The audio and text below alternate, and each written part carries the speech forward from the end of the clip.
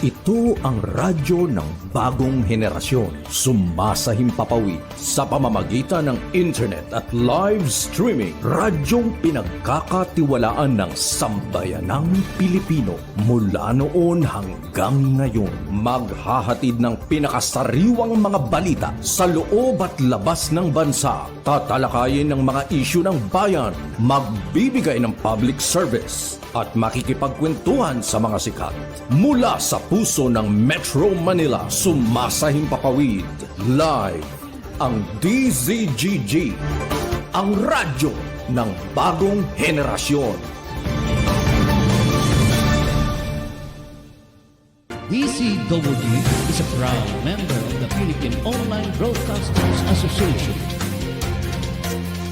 Mga masugid naming tagapakinig at taga-subaybay, matutunghayan at mapapakinggan natin ang programang pinamagatang Mga Lihim na Kalatas tuwing linggo ng gabi. Layunin ng Lihim na Kalatas ay makapagbahagi ng mga kwento ng buhay ng bawat tao at makapagbigay ng inspirasyon.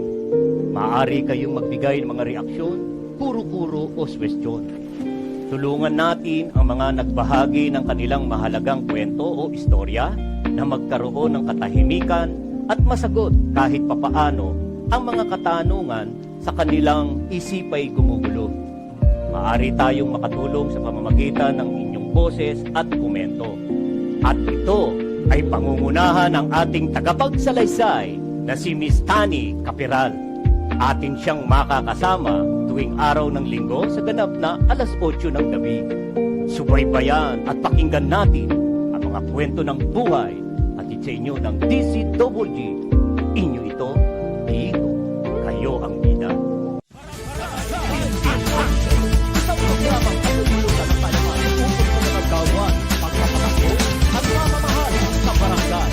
Ang programang barangay ay pinalahan ng mga proyekto at pagpapatukan ng mga bagong programa sa barangay. Makikilala din dito mga opisyal na naglingkod at naghahangad magserbisyo sa barangay. Halina kayo, mga kabarangay, manood at kilatisin natin ang ating mga opisyal ng barangay.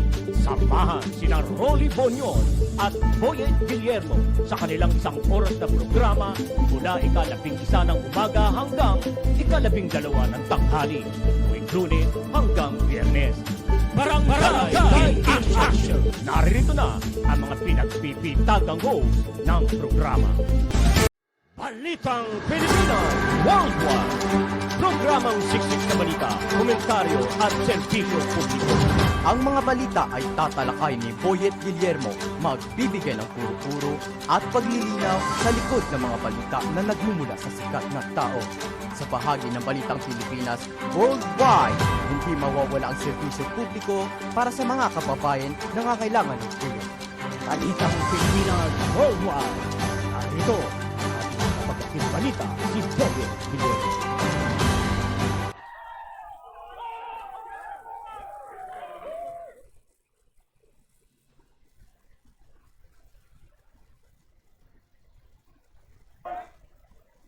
Wala! Ayun! Oo! Nihintay ko yung mga sasalubong eh. Napipi. Napipi mga sasalubong. Ayan! Muli po, narito na naman po tayo sa isang edisyon po ng Balitang Pilipinas Worldwide, November 22. Yan, November 22, 2023. At muli po, magandang hapon po sa inyong lahat, Luzon, Visayas at Mindanao at sa iba't ibang dako po ng mundo na naabot po ng Balitang Pilipinas Worldwide. Inaanyayahan ko po kayo sa loob po ng 1 oras nating pagbabalita at pagtalakay sa likod ng mga balita. At syempre po, ang serbisyo publiko ay hindi po mawawala. Ayan, mga paalala, mga paalala ay hindi mawawala. Una sa lahat, ayan, araw ho tayo ng Miyerkules. Araw ho ng mga deboto ng ina ng laging saklolo dyan sa Baclaran Church. At yung ating mga deboto ngayon, yung iba ay nandyan na, no? At nagnunobena at maaari pa rin naman hong humabol pa yung patungo pa lamang. Patungo pa lang. Ha? Martes ba ngayon? Hindi. Oh, ano ba ngayon? Oh, Martes, Wednesday na yata. Ha? Oh, tingnan mo. Bukas. Bukas. Oh, Tuesday pa lang ba? Ang bilis. Minamadali natin yung araw, ano? Oh, 21.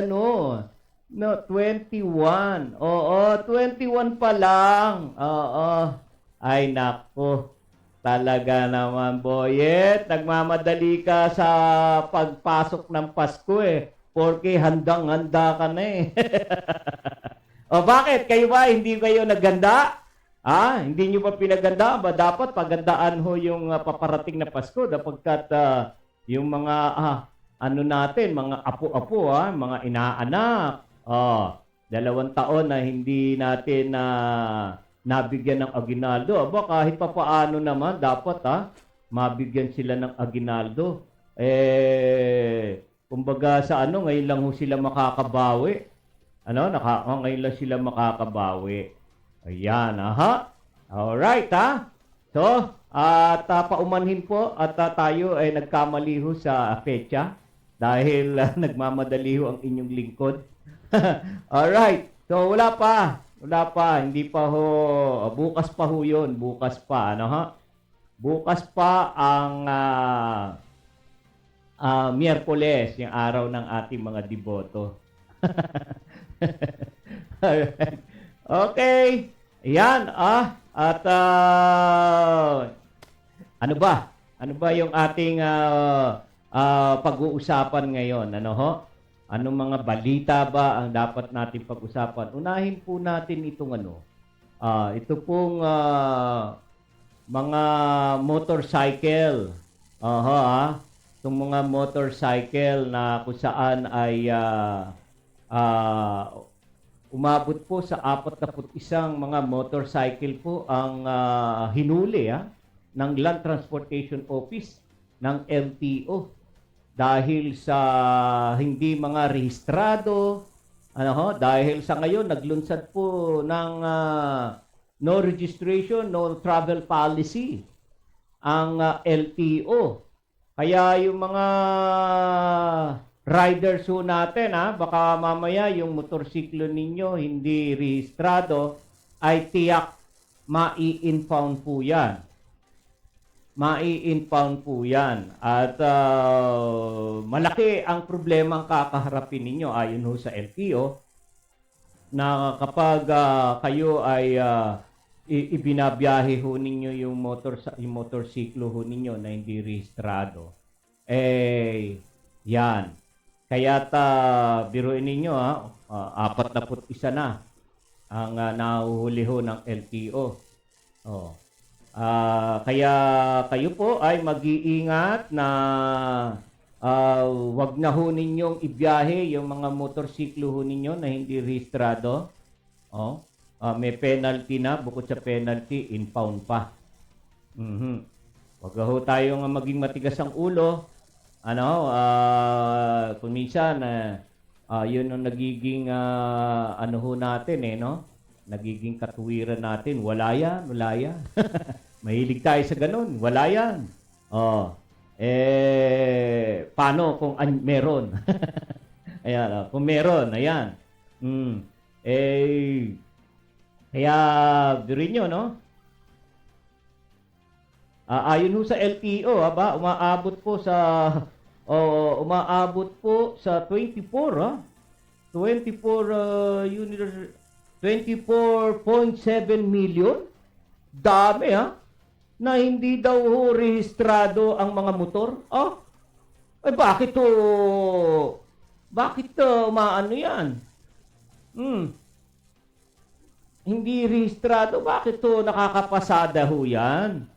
Ang dami-dami nating mga checkpoint, hindi ba na yan? Hindi ba na-impound ng mga nag-checkpoint yan nitong mga nakaraan? na checkpoint po ng ating PNP. Abay, biruin no, is 24 million. Oh, 24 million ang hindi rehistrado. Ba? Oh, bakit patuloy hong nakakabiyahe at dyan na nga ho, dahil ho sa dami na rin ho ng motorcycle, talagang bujul-bujul na yung traffic eh. At hindi kakasya sa motorcycle lane. Hindi ho, alam nyo, yung motorcycle lane eh. Hindi ho talaga na-maintain na gamitin ng mga motorcycle riders yan eh. Yung motorcycle lane ay talaga rin ho, kalat-kalat ho sila. Meron ho pa dyan, nagsisigsag-sigsag. Ay, nako. Sa dami-dami ng ating mga batas no? Sa dami-dami ng ating pinapa-implement, pero wala eh. Hindi rin ho talaga natin masawata. Oo, yung katigasan ng ulo ng mga motorist natin, dapat to, ano ho natin? Eto, katulad doon nito, sa dami ho pala naman ng sa dami ng mga hindi rehistradong motorsiklo. Imagine, 41 pa lang ang nahuhuli. Sa bagay, siguro ito ho ay unang araw pa lamang. Unang araw pa lamang po na operasyon ng LTO na hulihin ang mga hindi rehistradong motorcycle. Paano mahuhuli? Dapat talaga ho yan, no? Agad. Yung mga bago, check yun, registered yan. Yan ang mga puntiryahin nyo, yung mga luma-luma.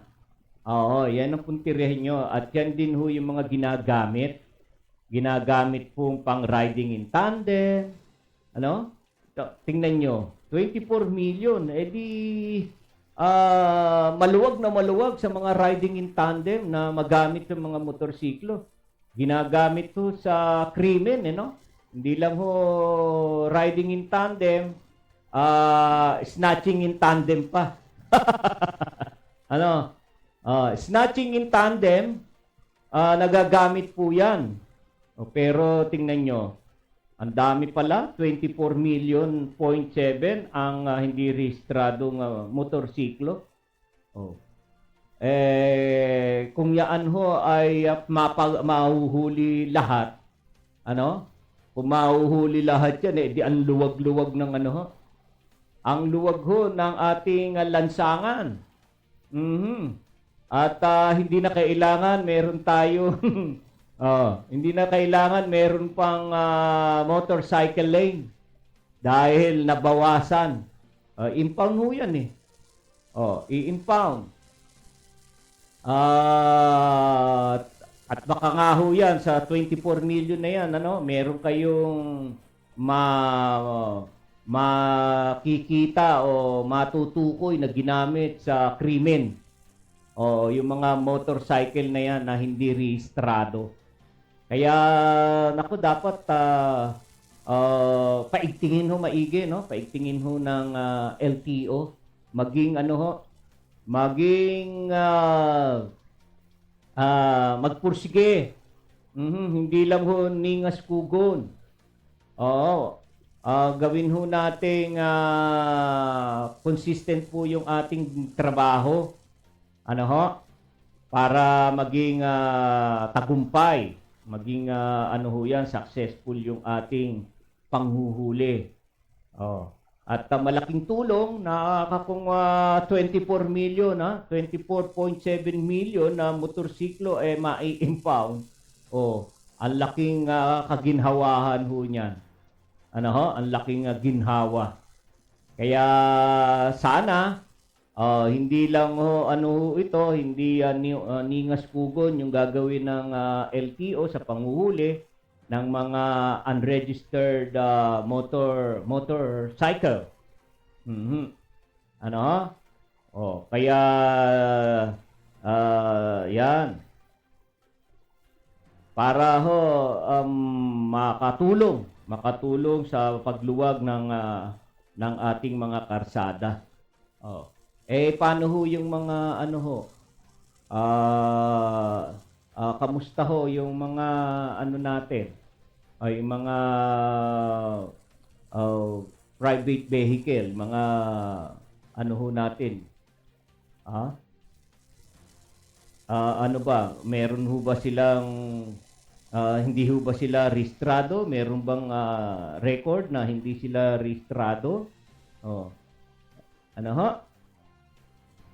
So, yan yung mga motorcycle. Paalala sa mga nagmeme-ari na yan, huwag nyo na hong ipasada, huwag nyo na ilabas kung yan ay hindi rehistrado dahil kayo ang puntirya ng Land Transportation Office na hulihin. Puntirya kayo na hulihin ng Land Transportation Office para mabawasan ang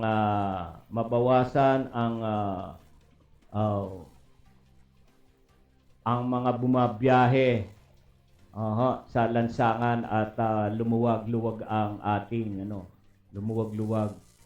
ating daanan. At alam mo ninyo, no, marami rin ho talagang aksidente nangyayari sa mga nagmumotor. Kaya sana yung ating mga motorcycle riders kayo ho ay maging responsable naman. Maging responsable na mag-ingat lalo na ho pa bigla yung sulpot-sulpot. Yung pasulpot-sulpot ho ninyo. Nagiging kayo, wag masyadong kumpiyansa sa inyong pagmamaneho. Alalahanin po ninyo, argabyado ho kayo, dadalawa lang ang gulong niyan. Kayo po ay bumabalanse lamang. Bumabalanse na ibig sabihin, anytime na mawala ka sa balanse, timbuang ka dyan. Sa pagtimbuang mo, doon nagkakaroon ng lalong problema. Madaanan ka ng susunod na sasakyan sa iyo. At marami ng mga pangyayaring ganyan na sasagasaan, lalo na, yung mga 10-wheeler truck pa, ang dami pong pangyayaring ganyan. Sumisingit. Pumapasok sa pagitan ng dalawang sasakyan. At ang lalakas ng loob, ang sinisingitan pa ay yung mga 10-wheeler truck. Minsan ang nagiging katuwiran ng driver ng 10-wheeler truck, hindi ka nakita. Hindi ka nakita. Kaya kuminsan din hindi rin sinasabi rin ng driver ng 10-wheeler truck, wala akong naramdaman na nasagasaan. Tingnan nyo. Hindi ba? Kaya dapat tayo maging maging matawag dyan na driver, maging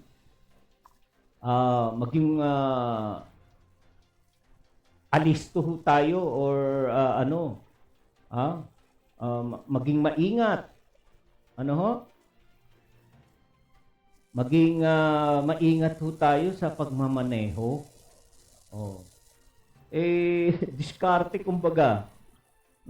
Laging iisipin, kahit ikaw ay nagmamaneho, lagi mong iisipin yung kaligtasan mo. Huwag kang yung tira lang ng tira. Pasok ka na lang ng pasok. Kuminsan nga ho ang motorcycle, kuminsan singit ng singit.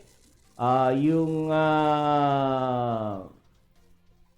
ano nila sa likuran, nakakatama ng side mirror.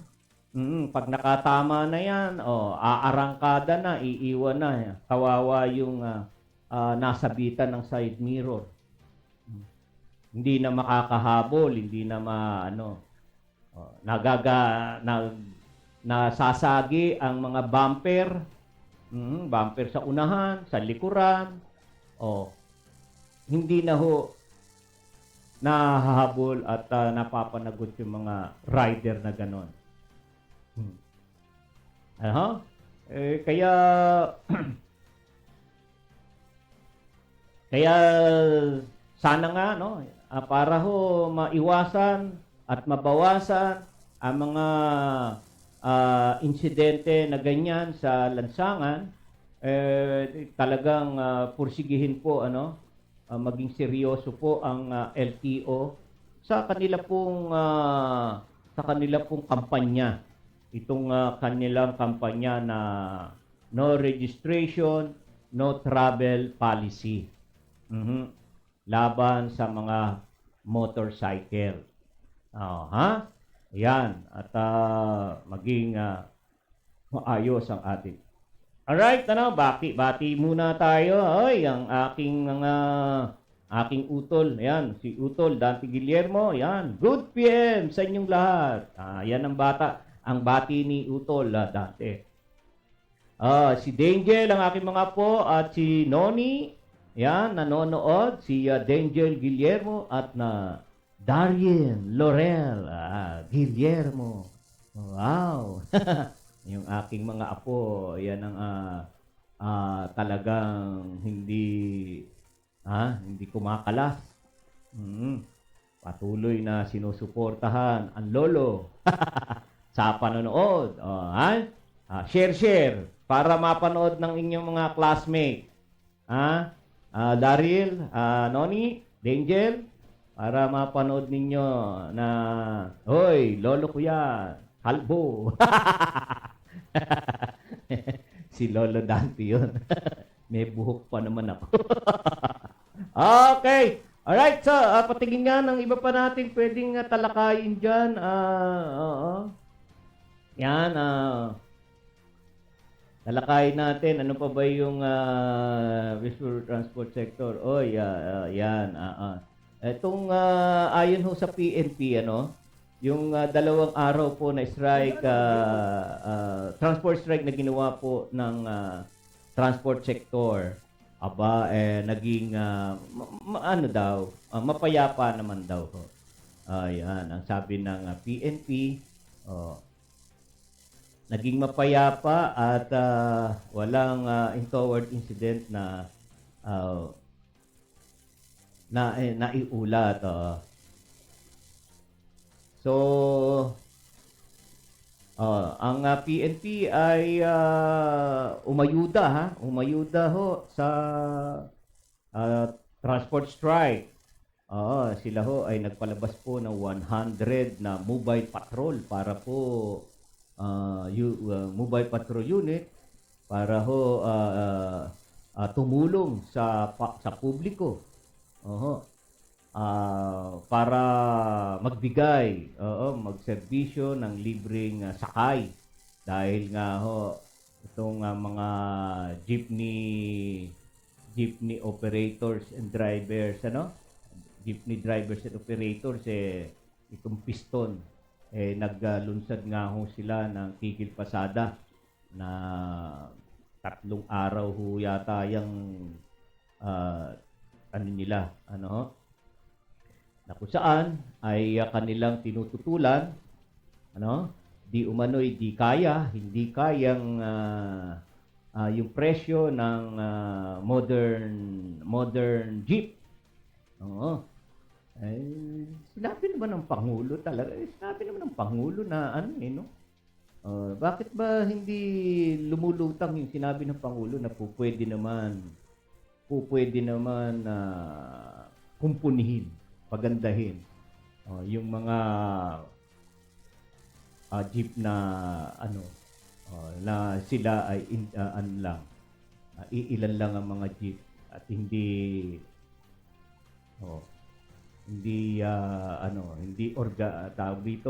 sila organisasyon. Yung mga individual na operator. So, sila po ay nabigyan ho ng deadline hanggang December 31 Binigyan na ho kasi din ng mga ano eh. No? Binigyan na ho ng palugit eh. Ilang beses na ho sinuspinde. Binigyan ng panahon para ho makasunod. Subalit, wala hong kumilos. Bagkus ang ginawa pa ay nag-strike ang mga ang transport sector na ito, itong piston. Ano ha? At nagkaroon din naman ng nagkaroon din naman ng pagpupulong. Ang opisyales ng piston at ang LTFRB na kung saan ay pag-uusapan masolusyonan yung hinaing ng mga miyembro ng piston.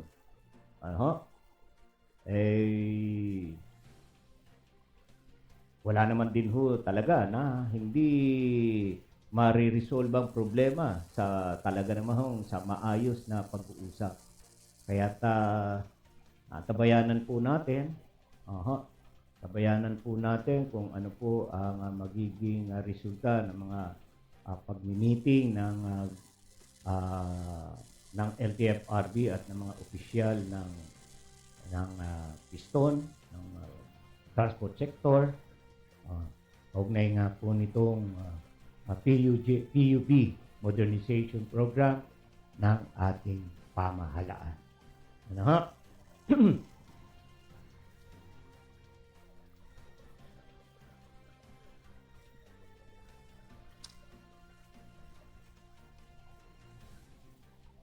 So, alright. So, meron pa tayong ilang minuto para magtalakay ng ating pong mga balita. So, patingin nga ng ating diyan, patingin nga.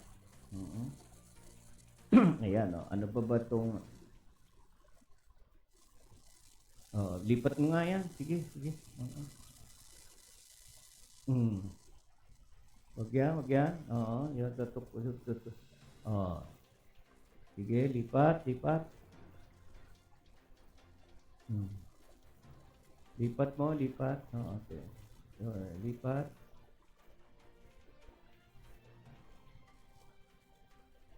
Ano ba yan? Okay, lipat. Lipat.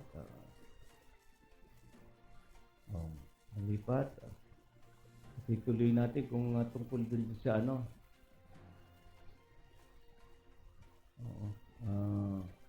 Tuloy natin. Teka muna, pakita mo muna yung ating panawagan pala. Ayan, may panawagan po muna tayo pala, Okay. Yan. Lakihan mo nga yung panawagan na yan. Yan, okay. So, ito po ay panawagan para ho sa financial assistance para sa mga learners. Learners ho yan ng Alternative Learning School or ALS. Ayan. Nakatakda na ho na makatanggap ng financial assistance po yung mga learner ng ALS. Yeah. Sa November 28 po, 2023, anong school ba ito? Ayan, yung mga school. Una, sa Don Carlos Elementary School. Yan sa Don Carlos Elementary School. Yung mga learner ho dyan ng ALS, November 29. Yan, nakatakda ho kayo matanggap na ho ninyo. Yung mga financial assistance po na kaloob po ng ating lokal na pamahalaan ng lungsod ng Pasay. Yan, November 30, 2023, Kalayaan Elementary School. Mga estudyante ho ng ALS. Estudyante lang ho ng ALS ito, At yan, November 30, Kalayaan Elementary School at Kalayaan Elementary School SPED. Dalawa ho yun. Ano? Sa December 1, Andres Bonifacio Elementary School. Ayan, ha? At December 4, Pasay South High School. Ayan, ha? December 4 naman ho ang pagtanggap po ng financial assistance para sa mga learner sa Pasay South High School. At December 5, 2023, ang mga learner ng ALS mula naman po sa Gotampo Elementary School. Yung alternative learning school, yan. Meron pa. Sa Timoteo Paes Elementary School. Yan, sa December 6. Timoteo Paes Elementary School, SPED, December 6 din po yan. Sa Pasay West High School, December 11 to 12. Ano ho, yan. At Pasay East High School, December 13. Yung learning system, yung unahan nga, yung alternative learning school, kung di tayo nagkakamali, baka yan ho ay sa Burgos Elementary School. Kasi andun ho, meron ho rin doon, ano ho? So, yan kaya makipag-ugnayan na rin ho kayo, mga learner ng ALS. Makipag-ugnayan po kayo sa inyong school, sa inyong mga guro, i-confirm po ninyo yung mga nabanggit nating petsa ng schedule ng financial assistance para sa mga learner. Ano ho? Nakipag-ugnayan kayo para masiguro ho ninyo kung tama ho yung mga petsa na yan. At ilagay na ho ninyo sa inyong kalendaryo. At ang sarap ng talaga, nung araw wala tayong mga ganyan-ganyan. Ngayon, talaga naman ang ating gobyerno, ginagawa ang lahat ng paraan para ang kanyang sambayanang Pilipino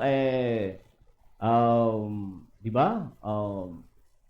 Tawag yan, maiangat ang pamumuhay sa pamamagitan nga ng pagbibigay ng tulong, ayuda. Tingnan nyo ang ating pong Department of Social Welfare and Development. Ang dami na po nilang mga programa para sa pamilyang Pilipino na mahihirap. May food stamp, mayroong 4-piece, may 4-piece, at tulong medikasyon sa medication, tulong para sa mga estudyante pa rin. Natatandaan ninyo na mga estudyante nakakatanggap din ng sa DSWD. Yan. Ang dami na ho. Kaya't ano pa ba? Tayo ho ba may reklamo pa? May reklamo pa ba? Pero may mga patakaran ho dyan, Hindi ho, lalong-lalo na yung sa 4-piece, kinakailangan ho, ang magulang ho, yung mga ng kanilang mga anak, kailangan matutukan sa pag-aaral. At ang tinatanggap ho ninyo lang financial assistance, ay dapat ay kung minsan para ho makasiguro din na mapupunta yung financial assistance na binibigay sa mga beneficiaryo ng 4-piece sinisiguro na pagkain ang mabibili. Hindi ho magagastos sa hindi pakinabang na bagay. Kaya pag mga beneficiaryo ng 4-piece ay yan, Kapag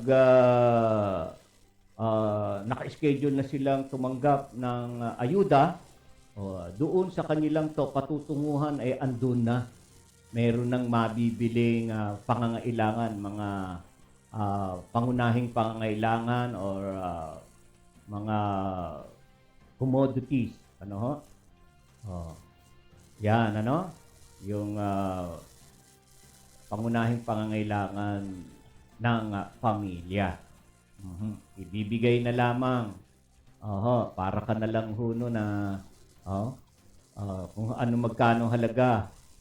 Mamimili ka na, andyan ang bigas, andyan ang asukal, ang mantika, andyan na ang lahat ng pangangailangan, gulay, karne, ulam, andyan. So, napakaganda ho, Napakaganda na po niyang ating gobyerno ngayon, ano ho? Tayong lahat ay hindi pinababayaan at yan naman ho talaga ang pangunahing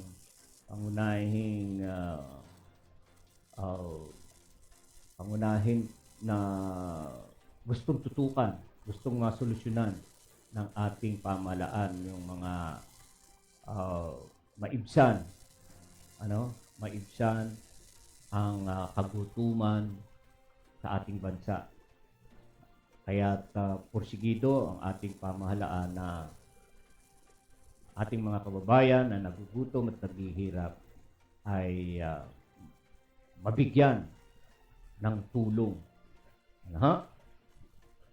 Alright, so, sige po, tayo po ay dako na ho siguro sa ating pong ikalawang yugto ng ating programa. Nang sa gayon naman po ay, at tayo ay makarami. Wala na ba tayong mababatiin dyan? Mag-comment po kayo. Dahil alam ko, daming nanonood pero hindi bumabate. Bumati po kayo. Mag-message po kayo. At maaari ho kayong mag-message para sa inyong mahal sa buhay at kaibigan. Kung siya ay birthday ngayon, batiin ho natin. Lagay ho ninyo pangalan niya. Sayang naman ho. Sayang, nanonood lang kayo dyan. Hindi naman kayo nagko-comment. Sayang na hindi ho mabanggit ang inyong pangalan. Yan naman ho, bahagi po ng ating programa. Ang viewers, kayo po ang prioridad ho namin dito. Kayo ang aming lakas, sigla. Kung kaya't napagpapatuloy po namin itong aming programa nang dahil po sa inyong suporta sa pamamagitan po ng inyong pong panonood. Comment at mag-ano ho kayo para kayo ay mabati natin. Okay. So, dako na po tayo sa ating pong ikalawang yugto ng ating programa. Naririto na ang ating mga ulo ng balita!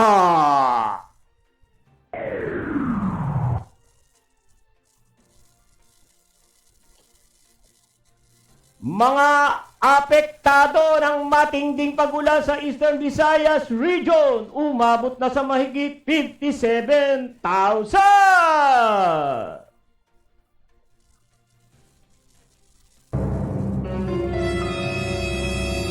Pangulong Marcos Jr. nababagalan sa mga pag-uusap kaugnay ng South China Sea at Code of Conduct. Pilipinas patuloy na palalakasin ang alyansa sa US at iba pang mga bansa.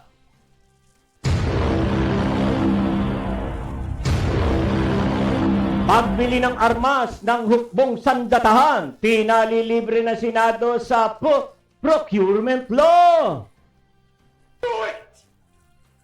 Just do it! Ilang kongresista isinusulong ang pagbibigay ng buwanang 1,000 sa mga senior citizen. Tuwan-tuwa ang mga apo. Gobyerno pinaglalatag ng pulisya para sa kapakanan ng dumaraming bilang ng senior citizen sa Pilipinas.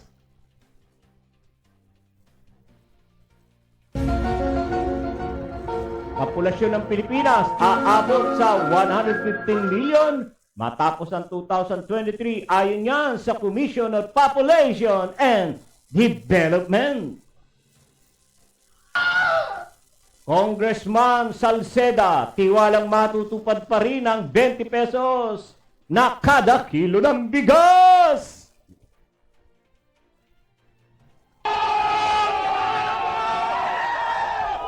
Termino ng mga opisyal ng barangay at sangguniang kabataan, isinusulong na gawing 5 taon.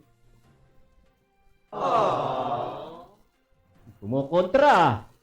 COMELEC, iimbestigahan ang aligasyon ng pakikipagpulong ng Smartmatic sa isang kandidato noong 2022 election.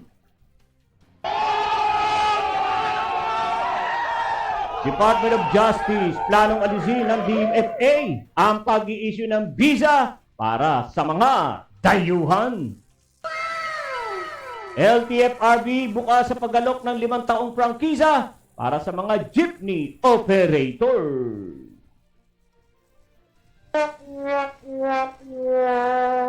Transport strike ng piston, hindi naging matagumpay. Grupong Manibela, gagawa rin ng sariling transport strike.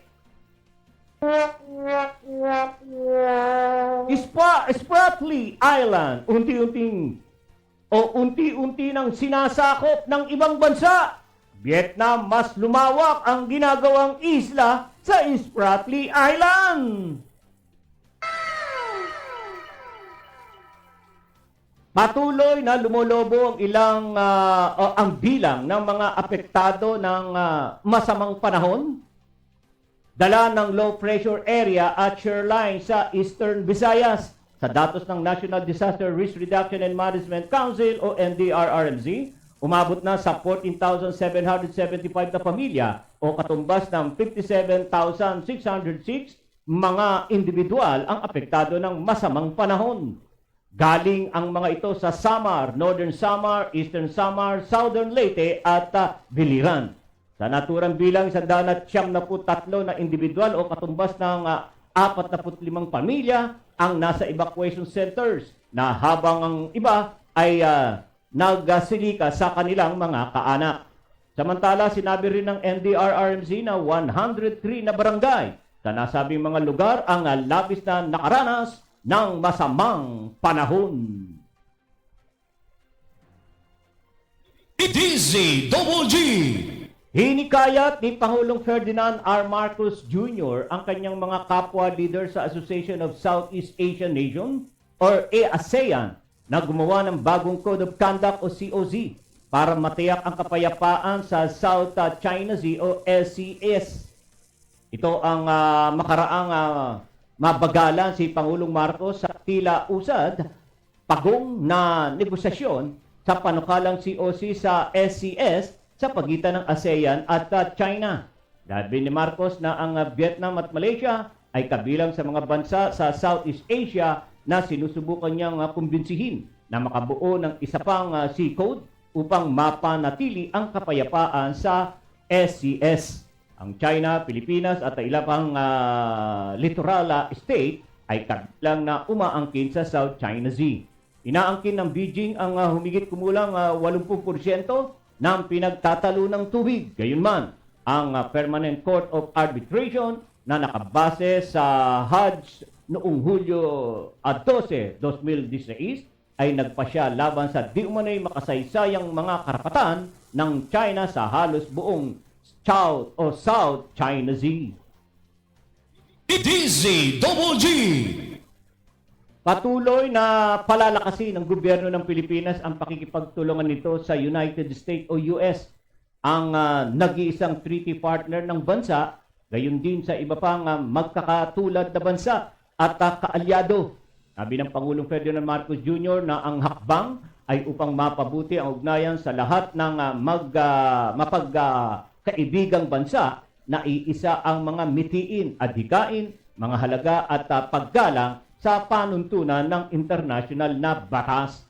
Binigyan din ni Marcos na ang US ay palaging nasa likod ng Pilipinas, hindi lamang sa retorika, kundi maging sa pagbibigay ng konkretong suporta. Idinagdag pa ng presidente na ang Pilipinas ay tumatanggap din ng katulad na suporta mula sa Australia, South Korea at Japan. Bukod dito, patuloy anya na pinapataas ng Pilipinas ang mga kakayahan nito upang matugon o tumugon sa mga hamon na kinakaharap, partikular sa bansang China. DZGG. Pina-exempt ni Senate President Juan Miguel Zubiri sa procurement law ang pagbili ng hukbong sandatahan ng mga kinakailangang armas at iba pang kagamitan sa budget deliberation ng Senado para sa 2024 budget ng Department of National Defense. Iginiit ni Zubiri na dapat ay exempted na sa listahan ng Philippine Government Electronic Procurement System o PGEPS ang mga bibilhing armed services ng bansa. Ito ay para maiwasan na malaman ng mga kalaban ng Estado ang mga armas at iba pang kagamitan na bibilhin ng bansa. Pumapila si Zubiri kay Senate Finance Committee Chairman Senator Sani Angara na magsingit na lamang ng special provision sa ilalim ng 2024 General Appropriation Act para sa exemption ng Armed Forces of the Philippines sa procurement law. Paliwanag ni Zubiri kung susundin pa ang nais ni Budget Secretary Amina Pangandaman na buong procurement law, ang amyendahan ay magiging madugo at matatagalan pa ito bago maaprubahan. Sinangayunan naman ni Senator Ronald Bato de la Rosa, sponsor ng DND budget sa Senado, na lilimitahan lang ang amyenda sa probinsyon sa defense procurement kung saan hindi kasama sa exemption ang procurement ng mga LGU. DZGG. Alright, tatanggap tayo ng pagulat mula sa labas ng ating himpilan. DPWH Regional Office 8, Philippine Eagle at Eastern Visayas Medical Center nagsagawa daw ng bloodletting sa Baras, Polo, Leyte. DCWG Patrol Report. Si Nestor Kagitla ang magbabalita. Sige ka kasamang Nestor sa detalye.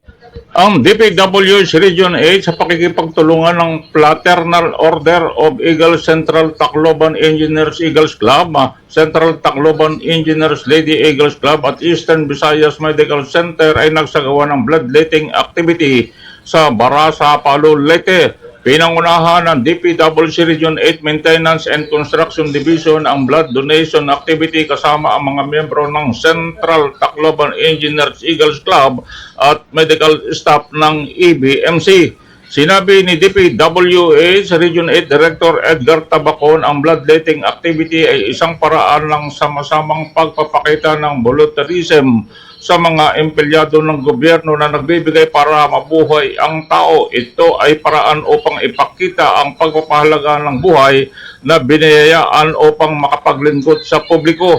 May kabuang 20 blood donors mula sa DPWH ang matagumpay na nag-donate ng kanilang dugo na may 23 unit ng bag ng dugo na nakolekta mula sa nasabing aktibidad. Ang bloodletting activity na tinawag na Save Life, ang Donate Blood, ay naglalayong dagdagan ang supply ng dugo sa rehiyon at lumikha ng kamalayan sa kahalagahan ng pagbibigay ng dugo upang mailigtas ang buhay ng tao. Ang aktibidad ay co-sponsor ng Philippine Institute of Civil Engineers, Metro Tacloban Chapter at Central Baluarte Tacloban Rotary Club. Ako si Nestor Kagitlan, nag-uulat para sa programang DZWG. Inyo ito. Dito, kayo ang bida. Alright, maraming salamat kasamang Nestor Kagitla. Isinusulong ng ilang kongresista ang 1,000 pesos kada buwan social aid para sa mga senior citizens sa buong bansa na pantustos sa kanilang pangangailangang medikal. Nakapaloob ito sa House Bill 9569 na inihain ni na AKA CIS Party List Representative Erwin Tulfo, Jocelyn Tulfo at Edvic Yap, Quezon City Representative Rap Tulfo at Bengue Rep Eric Yap. Umaasa ang nabanggit na mga mambabatas na makakatulong ang buwan ng 1,000 pesos para mapagbuti ang kalidad ng buhay ng mga nakatatanda, mabawasan ang kanilang mga problemang pinansyal at mas magiging accessible sa kanila ang kinakailangang gamot. Base sa huling survey ng Philippine Statistics Authority o PSA noong 2022 ay umaabot na sa 9.2 million ang mga senior citizen sa Pilipinas. DZGG. Pinaglalatag ng Commission on Population and Development, CPD, ang pahamalaan ng mga polisiya o patakaran para matugunan ang lumalaking bilang ng mga nakakatandang populasyon sa bansa sa mga susunod na panahon.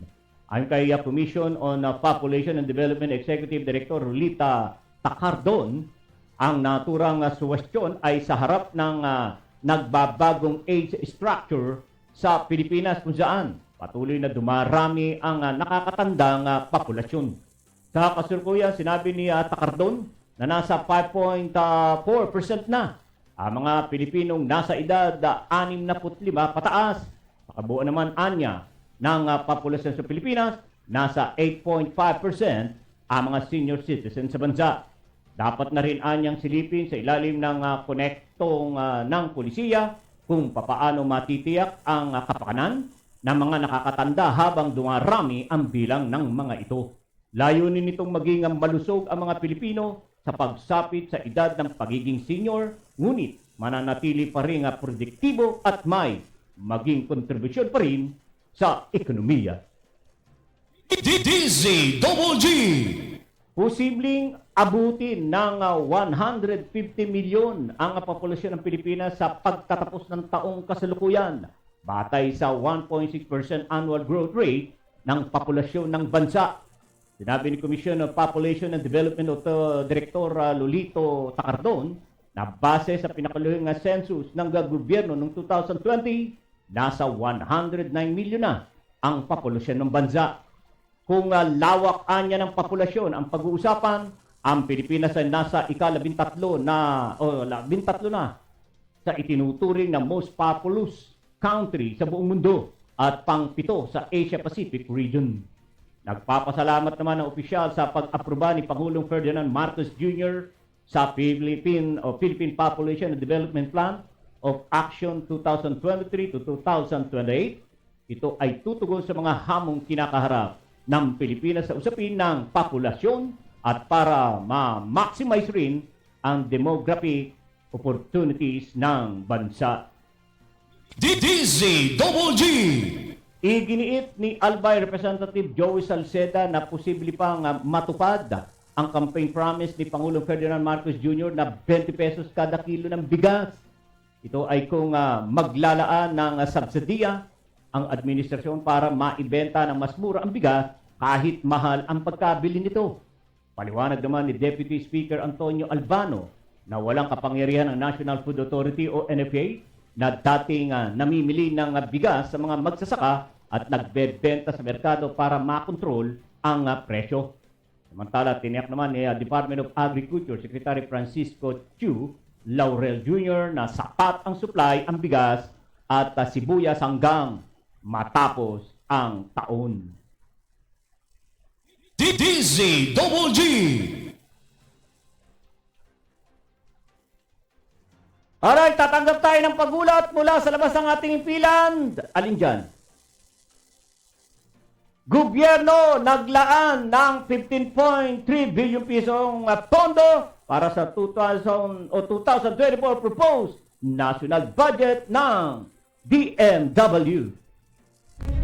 DCWG Patrol Report. Si Danner Jr. ang magbabalita. Sige nga, Danner, sa detalye. Kasamang Boyet, Naglaan ang gobyerno ng 15.3 bilyong piso na pondo para sa 2024 proposed national budget ng Department of Migrant Workers o DMW para makapagbigay pa ng mga halagang tulong at mga proyekto para sa Pilipinong migrant workers. Ayon kay Budget Secretary Amina Pangandaman, hindi kailanman bababayaan ng gobyerno ang kapakanan ng migrant workers ng Pilipinas. Kabilang sa masasakop ng pondong ito ang Overseas Workers Welfare Administration o OWA Emergency Repatriation Program na nagkakahalaga ng 9.7 bilyong piso para sa mandatory repatriates ng overseas Filipino workers. Higit din sa 440 milyong piso naman para sa Balik Hanap Buhay Program o ang Livelihood Package na layong makapagbigay ng agarang tulong sa mga OFW na umuwi ng Pilipinas.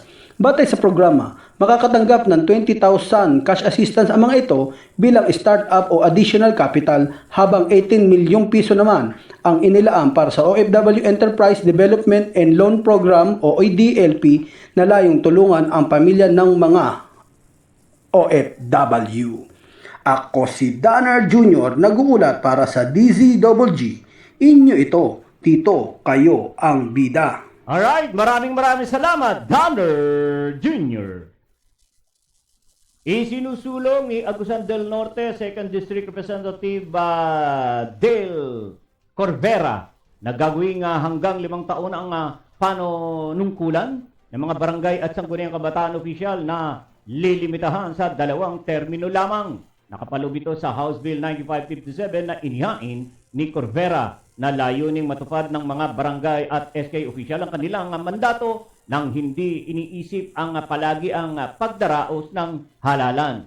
Kapag naisabatas ang panukala ni Corvera ay makakabawas din ito sa gastos sa eleksyon. Tinukoy din ni Corvera na base sa Section 8, Article 10 ng 1987 Constitution, ang term of office ng elected official ay tinakda sa 3 taon maliban sa mga opisyal ng barangay na tutukuyin ng batas pero hindi maaring lumampas sa 3 magkakasunod na termino.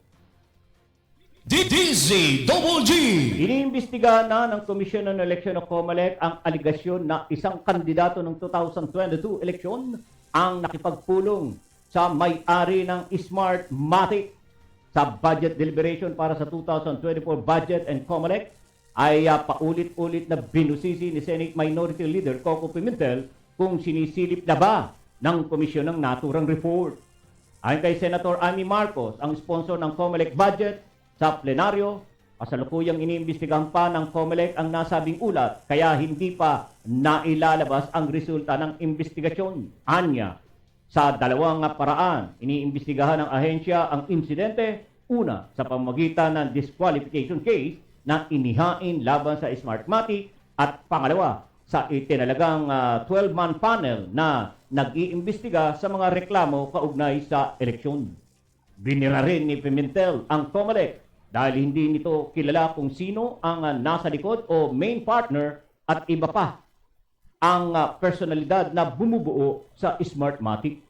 Lumalabas lang ay ang pangalan na Cesar Flores na siyang presidente ng Smartmatic pero hindi masagot ng full body ang nasabing may-ari na siyang bumisita sa bansa at nakipagpulong sa isang kandidato noong 2022.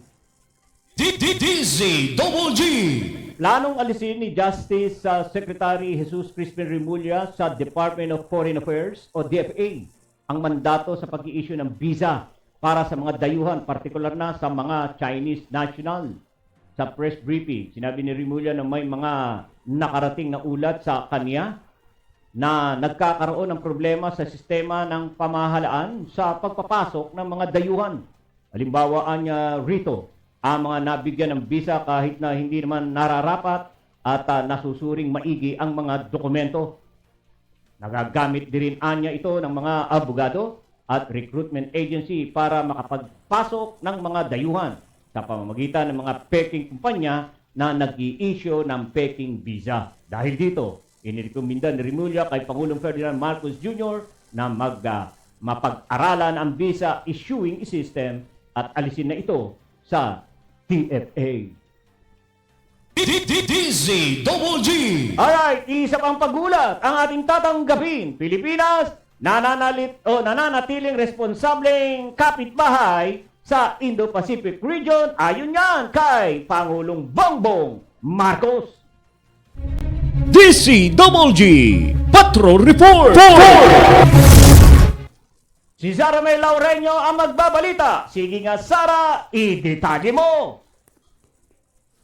Kasamang Boyet, siniguro ni Pangulong Ferdinand Marcos Jr. na magpapatuloy bilang isang responsableng kapitbahay ang Pilipinas sa Indo-Pacific region. Pahayag ito ng Pangulo sa kanya pakikipag-usap sa mga opisyal ng Indo-Pacific Command sa Hawaii. Giit ng Pangulo na palaging isusulong ng Pilipinas ang bukas na pakikipag-ugnayan upang masiguro ang mapayapa at matatag at maunlad ang Indo-Pacific region sa ilalim ng rules-based international order. Palaging hahanap niya ng mga paraan ang Pilipinas upang makipagtulungan sa ibang bansa sa layunin magkaroon ng kapaki-pakinabang na resulta ang dialogo. Naniniwala naman ang Pangulo na kung magtutulungan ng lahat, batay sa rules-based international order, makatitiyak niya ito ng isang kapaligiran na maginhawa ang lahat ng bansa at mamamayan nito. Ako si Sara May Laureño nag-uulat para sa DCWG. Inyo ito, dito kayo ang bida. Alright, maraming salamat, Sara May Laureño. Inihayag ng Land Transportation and Franchising Regulatory Board o LTFRB na buksan ito sa pag-aalok ng 5 taong prangkisa sa mga jeepney operator bilang bahagi ng negosasyon nito sa transport group na nagkasa ng tigil pasada.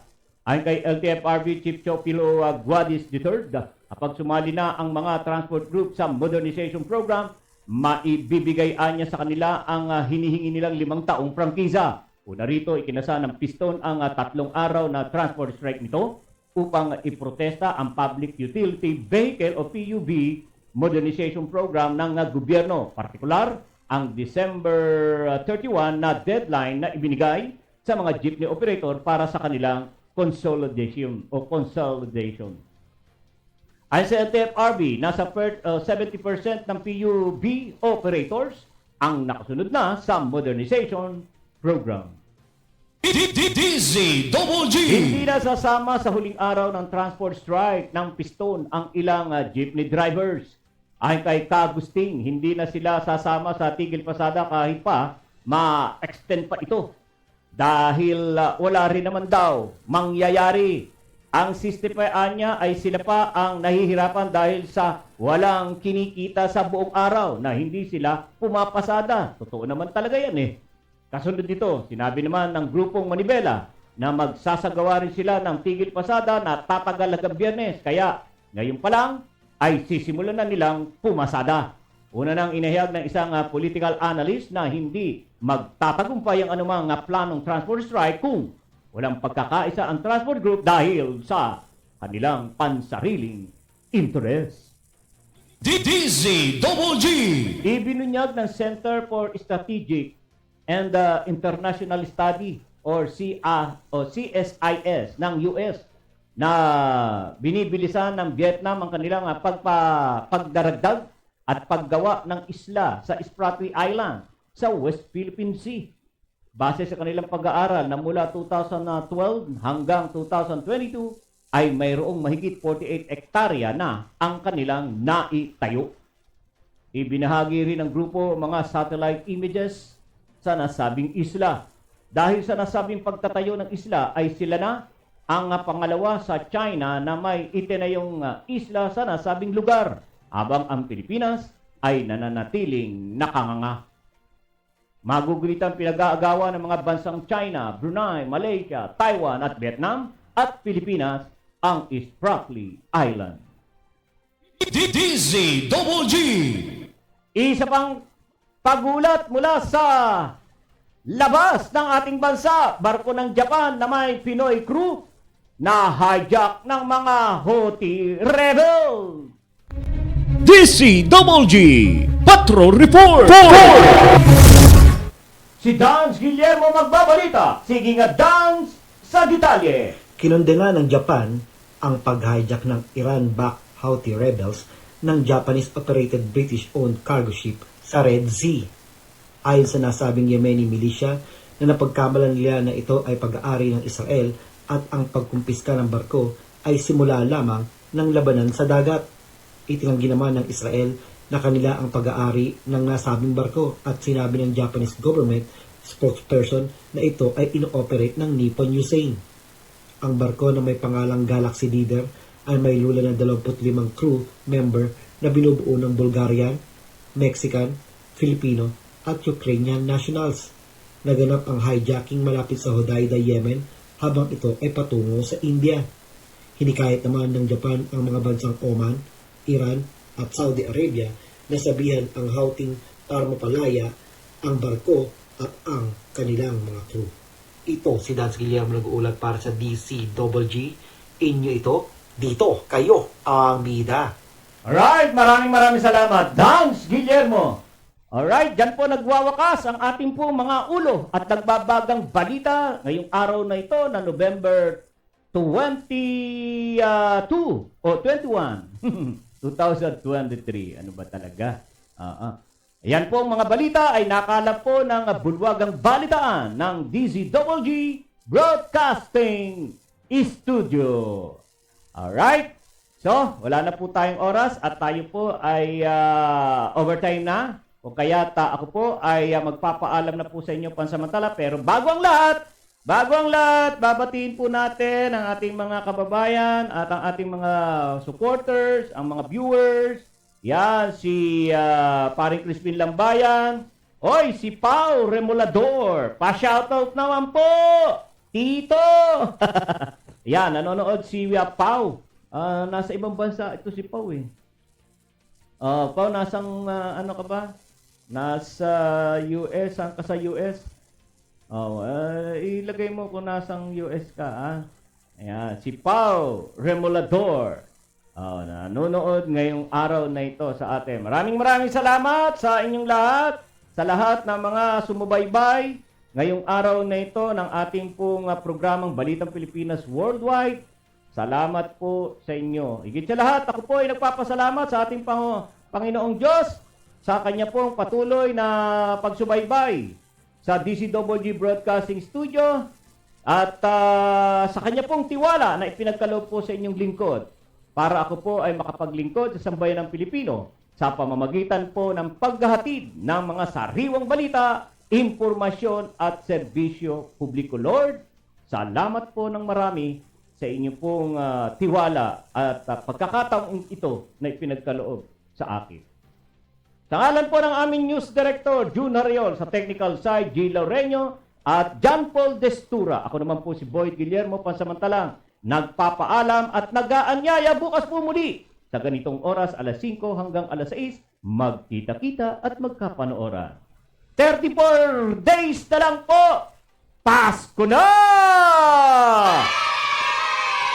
Pasko na! Pasko na! Pasko na! Wala ho tayong kanta eh. Ako na lang. Ayan, 34 days na lang ho.